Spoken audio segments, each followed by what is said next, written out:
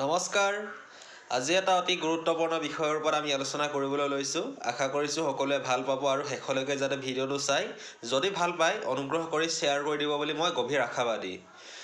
বলৎকাৰ অথবা ধৰ্ষণ কেনেকৈ ৰোধ কৰিব পৰা যায়, আজিৰ আমাৰ টপিক হৈছে এইটো। আৰু এই টপিকটোৰ ওপৰত ক'বলৈ গ'লে মই পোনপ্ৰথমেই ক'ব লাগিব উচিত যৌন শিক্ষা প্ৰদান কৰিব লাগিব। ছেক্স এডুকেশ্যন যিটো আমাৰ সমাজখনে বৰ্তমান ছেক্স এডুকেশ্যন বুলি ক'লে লাজতে নাক মুখ কুচায়, কিন্তু বলৎকাৰ ৰোধ হৈছে জানো? আমাৰ এতিয়া অসমত যিমানবিলাক ধৰ্ষণ কাণ্ড ডেইলি সংঘটিত হয় তাৰতো পৰিসংখ্যা চাবলৈ গ'লে আমাৰ চকু কপালত উঠে, নহয় জানো? গতিকে আমি ভাবোঁ উচিত যৌন শিক্ষা প্ৰদান কৰা হোৱা নাই বাবে সন্তানবিলাক ল'ৰা ছোৱালীবিলাক বিপদগামী হৈছে, বিশেষকৈ ল'ৰা যুৱকসকল। গতিকে মই আশা কৰিম উচিত যৌন শিক্ষা প্ৰদানেৰে এই দিশটোত আপোনালোকে অতি সাৱলীল ভূমিকা পালন কৰিব।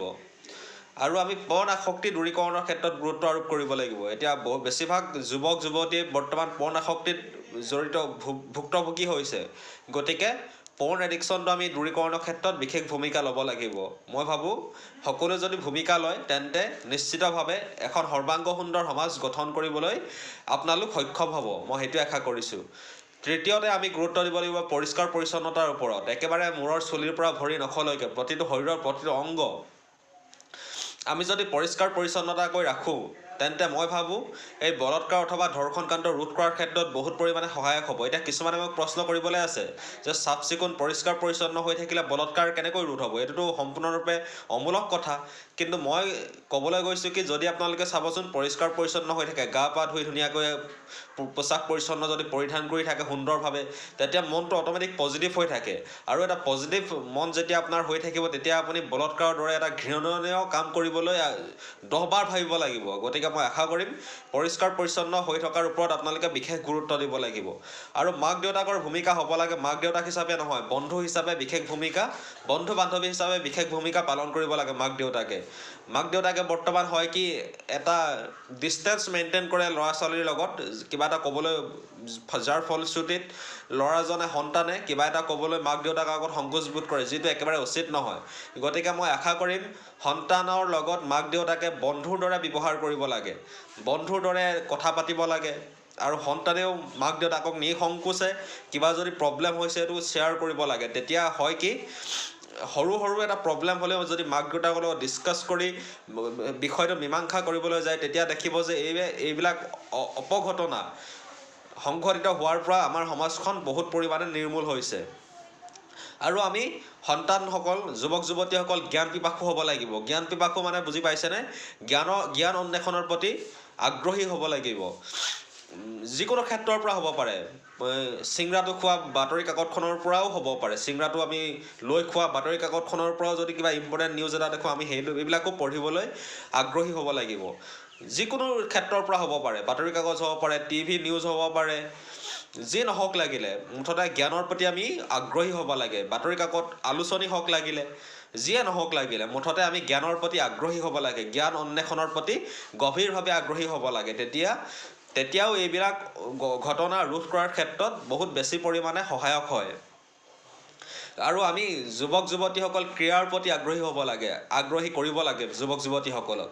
ক্ৰীড়া মানে বুজি পাইছে, বিভিন্ন খেল ধেমালি হ'ব পাৰে, একেবাৰে কেৰম বৰ্ডৰ পৰা একেবাৰে বেডমিণ্টন, মাউণ্ট এভাৰেষ্ট আৰোহণলৈকে মুঠতে ক্ৰীড়া খেল ধেমালিৰ প্ৰতি যুৱক যুৱতীসকল আকৰ্ষিত হ'ব লাগে। তেতিয়াও দেখিব যে যিসকল যুৱক যুৱতী চাবচোন খেলৰ প্ৰতি আগ্ৰহী হয় তেওঁলোকৰ সাধাৰণতে মানসিক স্থিতিটো আমাৰ সাধাৰণ যুৱক যুৱতীসকলতকৈ বহুত বেছি পৰিমাণে ষ্ট্ৰং হয়। গতিকে মই আশা কৰিম আপোনালোকে খেল ধেমালিৰ প্ৰতিও বিশেষভাৱে আগ্ৰহী হৈ তুলিব আৰু আগ্ৰহী হোৱাত গুৰুত্ব প্ৰদান কৰিব। আৰু আমি জিমলৈ যোৱাৰ ক্ষেত্ৰতো বিশেষভাৱে অগ্ৰণী ভূমিকা ল'ব লাগে। জিমলৈ চাবচোন যিসকল যুৱক যুৱতী জিমলৈ যায় তেওঁলোকৰো খেল ধেমালিত অংশগ্ৰহণ কৰা যুৱক যুৱতীসকলৰ যেনেদৰে মানসিক স্থিতিটো সবল হয়, ঠিক তেনেদৰে জিমলৈ যোৱা যুৱক যুৱতীসকলৰ মানসিক স্থিতিটো বহুত পৰিমাণে সবল হয়। জিমে আমাক এটা সুন্দৰ শৰীৰ প্ৰদান কৰেই, তাৰ লগতে এখন সৰ্বাংগ সুন্দৰ সমাজ গঠন কৰাৰ ক্ষেত্ৰতো বহুত বেছি পৰিমাণে ভূমিকা আগভাগ লয়। গতিকে মই আশা কৰিম আপোনালোকে জিমলৈ যোৱাৰ ক্ষেত্ৰতো বিশেষ গুৰুত্ব প্ৰদান কৰিব। আৰু জিমলৈ যে অকল মই এই সুযোগতে ক'বলৈ বিচাৰিছোঁ যে জিমলৈ যে অকল যুৱক যুৱতীসকলে যাব তেনেকুৱা কথা নহয়, আমি বৃদ্ধজনো আমি জিমলৈ গৈ ধুনীয়াকৈ অলপ শাৰীৰিক কচৰৎ কৰিব পাৰোঁ। বিশেষকৈ টাউন এৰিয়াত যিসকল লোকে বসবাস কৰে, গাঁও এৰিয়াত বসবাস কৰাসকলে অট'মেটিক শাৰীৰিক পৰিশ্ৰমৰ যোগেদি জীৱন নিৰ্বাহৰ যিবিলাক পথ উলিয়াই লয়, তাৰ কাৰণে তেওঁলোকে শাৰীৰিক কচৰৎ কৰিব লগা হয়, যাৰ ফলশ্ৰুতিত তেওঁলোকে শাৰীৰিক কচৰৎ এক্সট্ৰাকৈ নকৰিলেও হয়। কিন্তু আমি যিবিলাক মানুহে সাধাৰণতে চহৰ এৰিয়াত বসবাস কৰে তেওঁলোকৰতো শাৰীৰিক পৰিশ্ৰমটো বহুত বেছি কম হয়, বহুত কম হয়। গতিকে মই আশা কৰিম এই আপাহতে যে যুৱক যুৱতীসকলৰ সমান্তৰালভাৱে আপোনালোকে জ্যেষ্ঠজনেও জিমলৈ যোৱাৰ প্ৰতি গুৰুত্ব প্ৰদান কৰিব। আপোনালোকে চাবচোন জিমলৈ যোৱাৰ পিছত আপোনালোকৰ মনত যিটো এটা শৰীৰটোত যিটো এটা মুখখনত যিটো গ্ল' আহিব, সেইটো মানে ভাষাৰে বৰ্ণনা কৰিব নোৱাৰি। সেইটো নিজে আপোনালোকে যেতিয়া উপলব্ধি কৰিব তেতিয়াহে নিজে গম পাব যে জিমত যোৱা উপকাৰিতা আমাৰ শৰীৰটোতো এটা সুন্দৰ হ'লেই তাৰ লগে লগে আমাৰ মনটো দেহটো এটা সুন্দৰ আকৃতিলৈ পৰিৱৰ্তন হ'ল, আপোনালোকে নিজে লক্ষ্য কৰিব। ইয়াৰ লগে লগে আমি যোগাভ্যাসৰ ওপৰতো গুৰুত্ব দিব পাৰোঁ। কিছুমানে যিসকলে জিম কৰিবলৈ মন নকৰে তেওঁলোকে যোগাভ্যাস কৰিব পাৰে। যোগাভ্যাস ভাল এজন ট্ৰেইনাৰ লৈ তেওঁৰ নেতৃত্বত সুন্দৰভাৱে যোগাভ্যাসৰ টেকনিকবিলাক শিকি লৈ নিজৰ জীৱনত প্ৰয়োগ কৰিব পাৰে। যোগাভ্যাসেও আমাক বহুত পৰিমাণে মানসিক স্থিতিটো সন্তুলিত কৰি ৰখাত বিশেষ গুৰুত্ব প্ৰদান কৰে। বিশেষকৈ বলৎকাৰৰ দৰে মহামাৰীবিলাক নিৰ্মূলৰ ক্ষেত্ৰত যোগাভ্যাসে আমাৰ মন আৰু শৰীৰ দুয়োটা একাত্ম হোৱাত বহুত বেছি পৰিমাণে সহায় কৰে, ভগৱান বা আত্মাৰ সৈতে পৰমাত্মাৰ বিলীন হৈ যোৱাৰ ক্ষেত্ৰত। গতিকে মই আশা কৰিম আপোনালোকে যোগাভ্যাসৰ প্ৰতিও বিশেষভাৱে গুৰুত্ব আৰোপ কৰিব। আৰু আমি উচিত খাদ্যৰ ওপৰত গুৰুত্ব আৰোপ কৰিব লাগে। উচিত খাদ্যইও বহুত পৰিমাণে এইবিলাক ধৰ্ষণ হওক বা বলৎকাৰ নিৰ্মূলৰ ক্ষেত্ৰত বহুত বেছি পৰিমাণে সহায় কৰে বুলি মই ভাবোঁ। এতিয়া বহুতে ৰাগিয়াল দ্ৰব্যৰ ব্যৱহাৰ কৰে। মই ৰাগিয়াল দ্ৰব্যৰ ওপৰত বাৰু মই কম লাহে লাহে, কিন্তু এতিয়া মই ক'বলৈ গৈছোঁ কি আপোনালোকে উচিত যিবিলাক প্ৰপাৰ খাদ্য, তেল মছলাজাতীয় খাদ্যবিলাক কমকৈ পৰিহাৰ কৰি যদি শুদ্ধ আহাৰবিলাক, সাত্বিক আহাৰবিলাক আপোনালোকে খাবলৈ লয়, যেনেদৰে বইল আহাৰ খোৱাত বেছিকৈ গুৰুত্ব প্ৰদান কৰিব পাৰে। সাধাৰণতে তেল মছলাই কি হয় আমাৰ উত্তেজনা বৃদ্ধি কৰাত সহায় কৰে, যাৰ পৰোক্ষ প্ৰভাৱ বলৎকাৰৰ ক্ষেত্ৰত পৰে বুলি মই ভাবোঁ। এইটো ক'বলৈ যোৱাটো উচিত নহয়, কিন্তু মই ভাবোঁ আৰু তেনেকৈ যে যদি আপোনালোকে পৰিমিত সুস্থ সাত্বিক আহাৰ খায় তেন্তে আপোনালোকৰ মনটো অট'মেটিক কণ্ট্ৰলত থাকিব, যাৰ ফলশ্ৰুতিত ধৰ্ষণৰ দৰে মহামাৰীবিলাক সংঘটিত কৰিবলৈ আপোনাৰ মনটোৱে কোনোদিন আগ্ৰহী হৈ নুতুলিব। গতিকে মই আশা কৰিম আপোনালোকে ধুনীয়াকৈ সাত্বিক আহাৰ খোৱাত গুৰুত্ব প্ৰদান কৰিব। ৰাগিয়াল দ্ৰব্য আমি ব্যৱহাৰ কৰাত একেবাৰে বন্ধ কৰিব লাগে। ৰাগিয়াল দ্ৰব্য যেনেদৰে মদ হ'ব পাৰে, বিড়ি হ'ব পাৰে, চিগাৰেট হ'ব পাৰে, ড্ৰাগছ হ'ব পাৰে, ভাং হ'ব পাৰে, গুটখা হ'ব পাৰে, যিয়ে নহওক লাগিলে আপোনালোকে এইবিলাক ৰাগিয়াল দ্ৰব্য ব্যৱহাৰ একেবাৰে নিষেধ কৰি দিব লাগে। ৰাগিয়াল দ্ৰব্য যদি চাবচোন বলৎকাৰীৰ ভিতৰত প্ৰায় 90জন বলৎকাৰীয়ে 100জনৰ ভিতৰত ৰাগিয়াল দ্ৰব্য ব্যৱহাৰকাৰী। তেওঁলোকে ৰাগিয়াল দ্ৰব্য ব্যৱহাৰ কৰাৰ ফলত কি হয়, হিতাহিত জ্ঞান হেৰুৱাই পেলাই, মগজুৰ সন্তুলন হেৰুৱাই পেলাই তেনেবিলাক অপকৰ্ম কৰিবলৈ যায়, যাৰ ফলশ্ৰুতিত সেইবিলাক ঘটনা হোৱাৰ পিছতহে তেওঁলোকে অনুতপ্ত হয় যে মোৰ লগত আজি কি ঘটনা সংঘটিত হৈ গ'ল। গতিকে মই আশা কৰিম এইবিলাক ৰাগিয়াল দ্ৰব্য ব্যৱহাৰৰ পৰা আপোনালোক সম্পূৰ্ণৰূপে আঁতৰত থাকক আৰু এখন সৰ্বাংগ সুন্দৰ নিকা সমাজ গঠন কৰাৰ ক্ষেত্ৰত আপোনালোকে অগ্ৰণী ভূমিকা লওক, মই সেইটোৱে আশা কৰিছোঁ। আৰু আমি প্ৰকৃত বন্ধুৰ সান্নিধ্যত আমি থাকিবলৈ যত্নপৰ হ'ব লাগে। প্ৰকৃত বন্ধু মানে বুজি পাইছেনে, যিজনে বেয়াটো দেখিলে বেয়া, ভালটো দেখিলে ভাল, যাক কোৱাৰ যিটো সামৰ্থ্যতা থাকে সেইজনে হৈছে আমাৰ প্ৰকৃত বন্ধু। প্ৰকৃত বন্ধু আমাৰ কিতাপতকৈ বেছি উত্তম বুলি ভাবোঁ মই। কিতাপ এখনে যেনেকৈ এজন মানুহক, ভাল কিতাপ এখনে যেনেদৰে এজন মানুহক সৰ্বাংগ সুন্দৰ কৰি তোলাত জীৱনটো বহুত বেছি পৰিমাণে অৱদান যোগায়, তেনেদৰে এজন বন্ধুৱে এজন বন্ধুক সৰ্বাংগ সুন্দৰ কৰি তোলাৰ ক্ষেত্ৰত তেওঁৰ বন্ধুজনৰ জীৱনটো বহুত বেছি পৰিমাণে বৰঙণি যোগায়। গতিকে মই আশা কৰিম আপোনালোকে প্ৰকৃত বন্ধুৰ সান্নিধ্যত থাকি নিজৰ জীৱনটো ধন্য কৰি তোলক। গতিকে মই সেইটোৱে আশা কৰিছোঁ। আধ্যাত্মিক শিক্ষাৰ ওপৰত আমি গুৰুত্ব আৰোপ কৰিব লাগে। আধ্যাত্মিক শিক্ষা মানে বুজি পাইছেনে, মই ক'বলৈ যোৱা নাই যে আপোনালোকে ভগৱানৰ নামত দিন ৰাতি অতিবাহিত কৰক। মই ক'বলৈ বিচাৰিছোঁ কি আপোনালোকে নিজৰ অন্তৰত এটা শক্তিক বিশ্বাস কৰক, যি শক্তিয়ে যে এনেকৈ বিশ্বাস কৰক যে মই যদি কিবা ভাল কাম কৰোঁ মোক আশীৰ্বাদ কৰিব, আৰু যদি মই কেনেবাকৈ বেয়া কাম কৰোঁ তেন্তে মোক কোনোদিনে সেই শক্তিটোৱে মোক ক্ষমা নকৰিব। তেনেকুৱা এটা আমি বিশ্বাস মনত সোমোৱাই ৰাখিব লাগে, যাৰ ফলশ্ৰুতিত কেতিয়াও এটা বেয়া কাম কৰিবলৈ মনটোৱে কেতিয়াও আপোনাক বিবেকে প্ৰদান নকৰে বেয়া কাম এটা কৰিবলৈ। গতিকে মই আশা কৰিম এটা মানসিক আধ্যাত্মিক শিক্ষাৰ প্ৰতি আপোনালোক আগ্ৰহী হওক আৰু আধ্যাত্মিক শিক্ষা প্ৰকৃত আধ্যাত্মিক শিক্ষাৰে নিজৰ জীৱনটোক মহীয়ান কৰি তোলক, মই সেইটোৱে আশা কৰিছোঁ। আৰু আমি মহৎ লোকসকলৰ জীৱনী অধ্যয়নৰ ওপৰত গুৰুত্ব দিব লাগে। আমাৰ মহৎ লোকসকল যেনেদৰে বিভিন্নজন হ'ব পাৰে, এতিয়া মহাত্মা গান্ধী হ'ব পাৰে, APJ আব্দুল কালাম হ'ব পাৰে, নেপোলিয়ন বোনাপাৰ্ট হ'ব পাৰে, গোমধৰ কোঁৱৰ হ'ব পাৰে, কুশল কোঁৱৰ হ'ব পাৰে, ৰঘুনাথ চৌধাৰী হ'ব পাৰে, বিষ্ণু ৰাভা হ'ব পাৰে, জ্যোতিপ্ৰসাদ আগৰৱালা হ'ব পাৰে, চন্দ্ৰকুমাৰ আগৰৱালা হ'ব পাৰে, যোনে নহওক লাগিলে। এতিয়া আমাৰ সাম্প্ৰতিক আন্তঃৰাষ্ট্ৰীয় প্ৰেক্ষাপটত চাবলৈ গ'লে সন্দীপ মহেশ্বৰী হ'ব পাৰে, যোনে নহওক লাগিলে। মুঠতে আমাৰ যিসকল লোকে আমাক মটিভেট প্ৰদান কৰে, যিসকল লোকৰ জীৱনৰ দ্বাৰা আমাৰ জীৱনৰ মানদণ্ড উন্নত কৰিবলৈ কিঞ্চিত মানুহ প্ৰেৰণা পাওঁ, তেওঁলোকৰ দৰে ব্যক্তিসকলক অনুকৰণ কৰি তেওঁলোকৰ সান্নিধ্যৰে আমাৰ জীৱন মহীয়ান কৰিবলৈ যত্নপৰ হ'ব লাগে।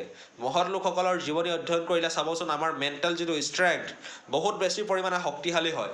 গতিকে মই আশা কৰিম আপোনালোকে নিজৰ জীৱনটো আগুৱাই নিয়াৰ ক্ষেত্ৰত মহৎ লোকসকলৰ জীৱনীৰ প্ৰতি আসক্ত হৈ আপোনালোকৰ নিজৰ জীৱনটো মহীয়ান কৰি তুলিব, মই সেইটোৱে আশা কৰিছোঁ। পিতৃ মাতৃৰ সন্তানৰ প্ৰতি কৰ্তব্যও বহুত বেছি পৰিমাণে বলৎকাৰ নিৰ্মূলৰ ক্ষেত্ৰত সহায়ক হয় বুলি মই গভীৰ আশাবাদী। মই অলপ আগত উল্লেখ কৰিছোঁৱেই যে এজন কেনেদৰে বন্ধুৰ দৰে ব্যৱহাৰ কৰিলে আপোনাৰ আগত সন্তানটিয়ে যদি কিবা প্ৰব্লেম ফেচ কৰিব লগা হয়, তেন্তে আপোনাৰ আগত নিসংকোচে আপোনাৰ আগত সন্তানটিয়ে অকপতে স্বীকাৰ কৰিব, যাৰ ফলশ্ৰুতিত তেনে ধৰ্ষণৰ দৰে মহামাৰীবিলাক ৰোধ কৰাৰ ক্ষেত্ৰত বহুত বেছি পৰিমাণে সহায় হ'ব। যে যদি সন্তানটোৱে কিবা এটা শৰীৰটোত অনুভৱ কৰে নিগেটিভ, তেতিয়া যদি আপোনাক সন্তানটিয়ে আপোনাৰ আগত অকপতে স্বীকাৰ কৰে, তেন্তে আপুনিতো এটা সুন্দৰ গাইড প্ৰদান কৰিব পাৰিব, যাৰ ফলশ্ৰুতিত তেনে ধৰ্ষণৰ দৰে মহামাৰীবিলাক ৰোধ কৰাৰ ক্ষেত্ৰত বহুত বেছি পৰিমাণে সহায়ক হ'ব। আৰু ওচৰ চুবুৰীয়াসকলৰো বহুত বেছি পৰিমাণে কৰ্তব্য আছে বুলি মই ভাবোঁ। ওচৰ চুবুৰীয়া চাবচোন, প্ৰতিজন সন্তানৰ ক্ষেত্ৰত আমি যদি চাবলৈ যাওঁ তেন্তে দেখিম যে তেওঁলোকৰ ওচৰ চুবুৰীয়াৰ ভিতৰত কিছুমান লোকৰ কথা তেওঁলোকে খুব মানি চলে। সেই মানি চলা লোকসকলে যদি তেওঁলোকক সুন্দৰভাৱে গাইড প্ৰদান কৰে যে ধৰ্ষণ এটা মহামাৰী, বলৎকাৰ এটা মহামাৰী বুলি বুজায়, তেন্তে সেই কথা সৰুগত কৰি তেওঁলোকে এটা অপকৰ্ম কৰাৰ পৰা নিজকে বচাই ৰাখিবলৈ সক্ষম হ'ব। ওচৰ চুবুৰীয়াসকলৰো বিশেষ ভূমিকা থাকে বুলি মই আশা কৰিছোঁ।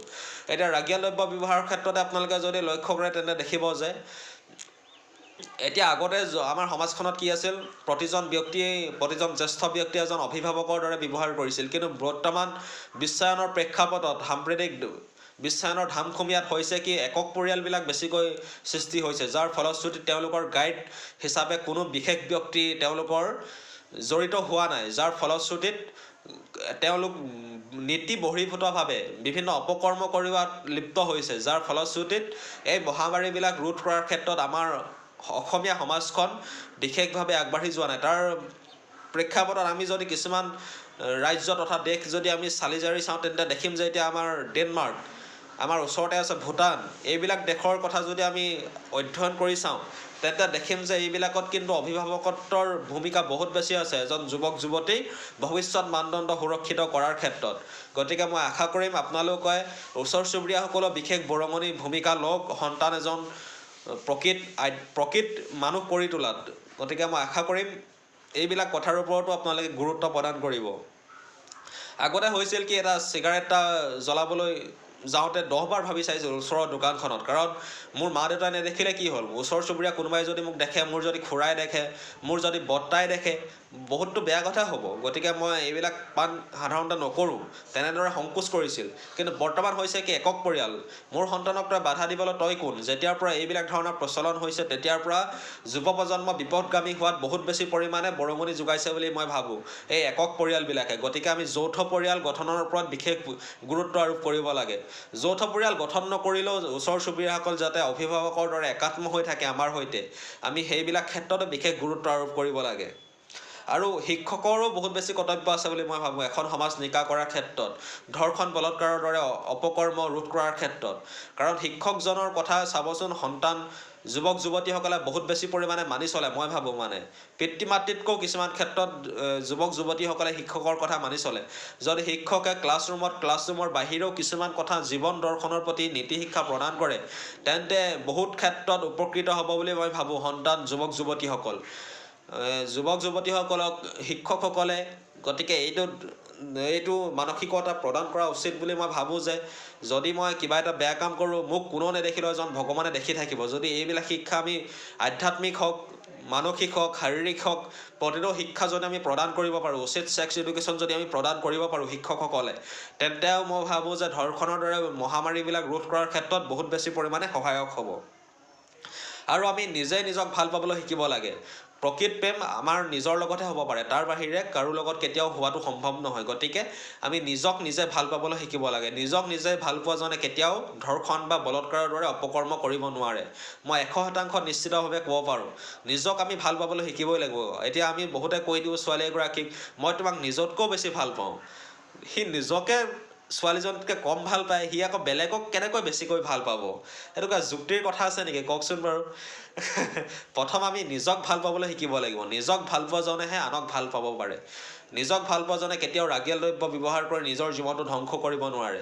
নিজক ভাল পোৱাজনে কেতিয়াও ধৰ্ষণৰ, বলৎকাৰৰ দৰে মহামাৰী কৰি, অপকৰ্ম কৰি কেতিয়াও নিজৰ মানসিক শান্তি লাভ কৰিব নোৱাৰে নিজে। নিজক ভাল পোৱাজনে কেতিয়াও ওচৰ চুবুৰীয়াক দুৰ্নাম কৰিব নোৱাৰে। ওচৰ চুবুৰীয়াসকলৰ লগত একো এটা বেয়া কাম কৰিব নোৱাৰে। বেলেগ এজন মানুহৰ লগত কৰিলে ভাল কামেই কৰিব। নিজক যিজনে ভাল পায়, নিজৰ শৰীৰটোৰ প্ৰতি যত্ন ল'বলৈ শিকিব, যাৰ ফলশ্ৰুতিত পৰোক্ষভাৱে ধৰ্ষণৰ দৰে মহামাৰী ৰোধ কৰাৰ ক্ষেত্ৰতো সহায়ক হ'ব। গতিকে মই আশা কৰিম নিজক নিজে ভাল পাবলৈ শিকিব। আৰু আমি প্ৰকৃতিৰ সৈতে একাত্ম হ'বলৈ শিকিব লাগে প্ৰতিজন সন্তানে। প্ৰকৃতিৰ সৈতে যিসকল সন্তান একাত্ম, চাবচোন তেওঁলোকৰ শাৰীৰিক আৰু মানসিক যি উৎকৰ্ষতা সাধন বহুত বেছি পৰিমাণে লাভালাভ হয়। গতিকে মই আশা কৰিম এই আধ্যাত্মিক শিক্ষাৰ লগে লগে প্ৰকৃতিৰ সৈতে সান্নিধ্যত থকা তথা প্ৰকৃতিৰ সৈতে একাত্ম হোৱাৰ ক্ষেত্ৰতো আপোনালোকে বিশেষ ভূমিকা পালন কৰিব। আৰু আমি বাতৰি কাকত অধ্যয়নৰ ওপৰত গুৰুত্ব আৰোপ কৰিব পাৰোঁ। বাতৰি কাকত অধ্যয়ন কৰিলে চাবচোন আপোনালোকৰ জ্ঞানৰ পৰিসৰ বহুদূৰ বিয়পি পৰে, জ্ঞানৰ পৰিসৰ বিস্তৃত হৈ পৰে। গতিকে মই আশা কৰিম বাতৰি কাকত যদি অধ্যয়ন কৰে, বিশেষকৈ সম্পাদকীয় পৃষ্ঠা, বাতৰি কাকত অধ্যয়ন কৰিলে অট'মেটিক আপোনালোকে এজন সুস্থ নাগৰিক হিচাপে পৰিগণিত হ'বই হ'ব। এইটো 100% নিশ্চিত। কাৰণ বাতৰি কাকতত প্ৰায় প্ৰকাশ পায় যে আমুক জেগাত বলৎকাৰৰ ঘটনা, আমুক জেগাত বলৎকাৰ কৰি কিশোৰীক হত্যা। এইবিলাক যেতিয়া আমি ঘটনা পঢ়ি থাকিম নহয়, আমাৰ অৱচেতন মনটো তেনেকুৱাকৈ সোমাই যাব যে এইবিলাক আমি নিৰ্মূলৰ ক্ষেত্ৰতহে আমি কাম কৰিবলৈ আগ্ৰহী হৈ উঠিম। গতিকে মই আশা কৰিম আপোনালোকে বাতৰি কাকত অধ্যয়নৰ ওপৰত বিশেষ গুৰুত্ব প্ৰদান কৰিব।